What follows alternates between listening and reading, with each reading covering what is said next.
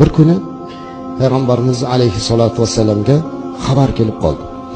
Suyukli va mehribon qizingiz Fatima kasal bo'lib qoldilar. Sizni chaqiryaptilar dedi. Fatima kasal bo'libdimi? Tezda borib ko'ray dedilar. Shoshildilar qizi qoshiga. Fatimaning uylariga borib eshikni taqillatdilar. Ichkaridan Fatima onamiz kim u dedilar. Men Muhammad sallallohu alayhi vasallam bo'laman. Qizim kirishga ijozat berasizmi dedilar. Qizini qoshiga kirishga ijozat so'rayaptilar.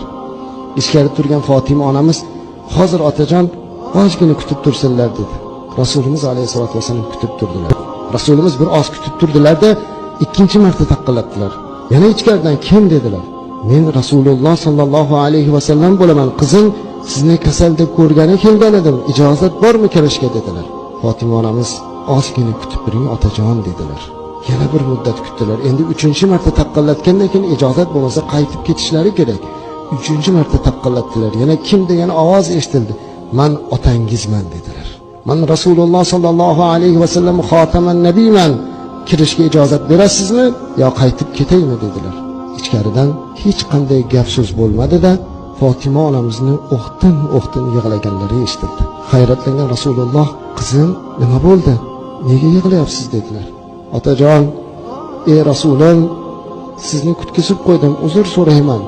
Ustimga kiygani libosim bor-u, boshimga narsa topa olmasdan yig'layapman" dedi. "Sizni kirgiza olmayapman."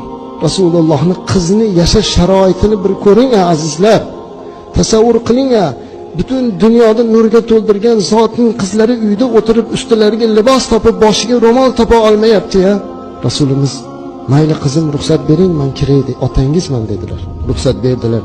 Qizlari o'ranib yotibdilar. Ranglari sarg'ayib qopti. Boshlarini silab, "Ko'zimning qarosi qizim, kasal bo'ldingizmi? Ranglaringiz zafaron" dedilar. "Otajonim, qiblagohim, ey Rasulim sallallohu alayhi vasallam, siz meni Hazrati Aliga turmushga berganingizda Ali nimani olib kelsa yeng, olib kelmasa sabr qiling degan edingiz. Sabr qilib keldim, lekin bugun men yolg'onchi ona bo'lib qolishligidan qo'rqib sizni chaqirdim ey zoti va barakot. Nabiralaringiz qorni ochlikdan juda yig'lashga o'tdilar, chunki bir hafta bo'ldi non yo'q uyimizda" dedi. "Yemish yo'q. Ular yig'layotgandilar. Hozir bobangiz Rasululloh sollallohu alayhi vasallamga odam yuboraman, bizga ovqat olib keladilar" degandim. Ular xursand bo'lib uxlab qoldilar dedi. Qarasalar nabiralari bir-birlarini quchoqlab shiringina bo'lib uxlab yotardilar. Rasulimizning muborak ko'zlariga yosh keldi. "Ey qizim, jonon qizim, ko'zimning qarosi qizim, bir hafta bo'ldimi non yemaganingizga?" "Ha shunday otajon. Mana bizga 15 kun bo'ldi nonni ta'mini esdan chiqarib